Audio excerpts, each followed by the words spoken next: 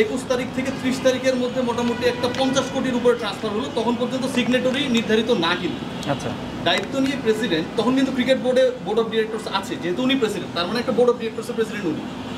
Board মিটিংও হয়েছে, board মিটিংয়ে এই ব্যাপারটা এই রিপোর্ট হওয়ার আগ পর্যন্ত গত মাস পর্যন্ত কোথাও আলোচনা করা হলো না।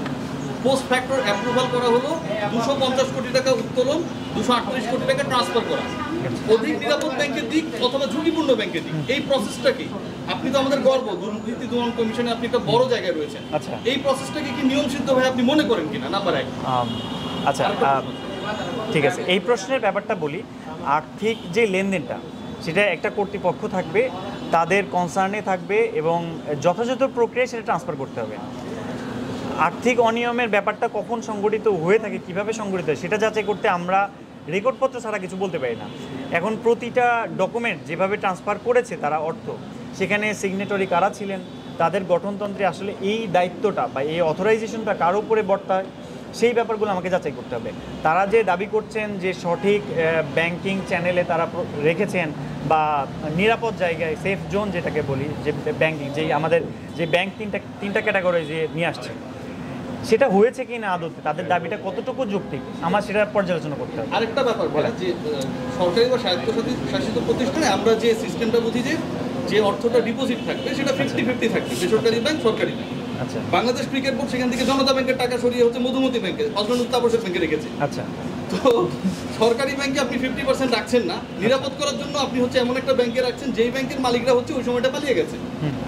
এই যে প্রসেসটা, এই যে ঘটনাটা ঘটেছে, নিশ্চয়ই আপনারা তদন্ত করে দেখবেন, এটা আমরা আশা করতে পারি। না, অবশ্যই আমরা সেটা দেখব, কেন তারা জনতা ব্যাংক থেকে অন্য ব্যাংকে নিয়ে গেল, যেটাকে আপনার মনে হচ্ছে যে এখানে অনিয়ম হয়েছে, এটা যাচাই তো অবশ্যই করবো। আমাদের কাজ আরেকটা ব্যাপার, টেন্ডার পারচেজ নিয়ে একটা রিপোর্ট হয়েছে সমকাল, বাংলাদেশের লিডিং দৈনিকগুলো একটা তারা করেছে, যেখানটা এনলিস্টেড যে কোম্পানিগুলো আছে 69টা এনলিস্টেড কোম্পানি 29 ধরনের কর্মকাণ্ডের জন্য তাদেরকে এনলিস্টমেন্ট করা হয়েছিল।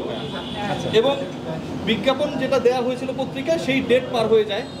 ডেট পার হয়ে যাওয়ার পর যারা এনলিস্টমেন্টে ঢুকেছে তারাই কাজটা পাওয়ার কথা, কিন্তু নভেম্বর-ডিসেম্বরে ব্যাক ডেটে পে অর্ডার করে পরবর্তীতে দেখানো হয় যে তারা ওই এনলিস্টেড কোম্পানির মধ্যে ঢুকে গেছে। আমার কাছে রেকর্ডও আছে। আচ্ছা, এই যে একটা টেন্ডার প্রসেসকে আহ্বান করার পরে টেন্ডারের বাইরের কোম্পানিকে হচ্ছে কাজ দিয়ে দেওয়া, এবং বিপিএল এর থিম সং তৈরি করার মতো গুরুত্বপূর্ণ কাজ তাদেরকে দেওয়া হয়েছে, এটাকে আপনারা কিভাবে দেখছেন? এটা তো অনেক বড় দুর্নীতি। টেন্ডার প্রক্রিয়াতে অনিয়ম করার তো সুযোগ নেই। আপনি যেটা বলছেন, টেন্ডার করতে হলে সেটার একটা প্রক্রিয়া আছে, যথাযথ প্রক্রিয়া অনুসরণ করে টেন্ডার করতে হবে। আপনি যেই তথ্যটা আমাকে দিচ্ছেন, আজকে যদিও এই অভিযোগটা আমাদের না, তো আপনার এই বিষয়টা আমাদের মাথায় থাকবে, আমরা এটা আমাদের কমিশনকে জানাবো এই অভিযোগটার বিষয়ে, যেহেতু এটা আমাদের আজকের অভিযোগ, আমার অভিযোগ সংশ্লিষ্ট বিষয় না।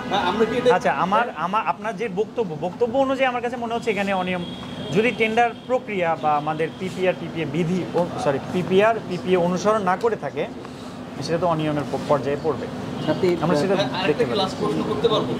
আপনাকে তো পাবো না সবসময়। বলেন। সেটা হচ্ছে প্রিভিয়াস বোর্ড দুর্নীতি করেছে, একই সাথে রানিং বোর্ডেও যদি একই ধরনের দুর্নীতি আপনার তো জিরো টলারেন্স থাকবেন বোথ অফ দ্য বোর্ডে, নিশ্চয়ই এটা তো আমরা এক্সপেক্ট করতে পারি না। অবশ্যই আমরা চাই বিসিবি আমাদের সবার পছন্দের একটা জায়গা, আবেগের জায়গা, সেখান থেকে দেশকে রিপ্রেজেন্টেশন করেন আমাদের প্লেয়াররা, এখানে এটা আরও ভালো কাজ করুক, আমরা সেটাই চাইবো। পূর্বের যে অনিয়মগুলো হয়েছে, আমরা এসেছি কেন সেই অনিয়মগুলো মানে যেন যারা সংগঠিত করেছে তাদের একটা আইনি প্রক্রিয়ার মধ্যে নিয়ে আসার জন্য, এবং আমরা এটাও চাইবো না যে ভবিষ্যতে সেই বিসিবি আবার ফেরত আসুক। আমরা চাই এই বিসিবিটা আরও স্বচ্ছ সংগঠন হোক, আরও স্ট্রাকচার্ড হোক, আরও অর্গানাইজড হোক, ইন্টারন্যাশনাল স্ট্যান্ডার্ড ফলো করুক, যেন আমরা কোয়ালিটি প্লেয়ার পাই, আমাদের দেশের সম্মানটা বৃদ্ধি পাই, এবং আমাদের যারা এই দেশের মানুষ তারাও যেন একটু স্বস্তি পায়।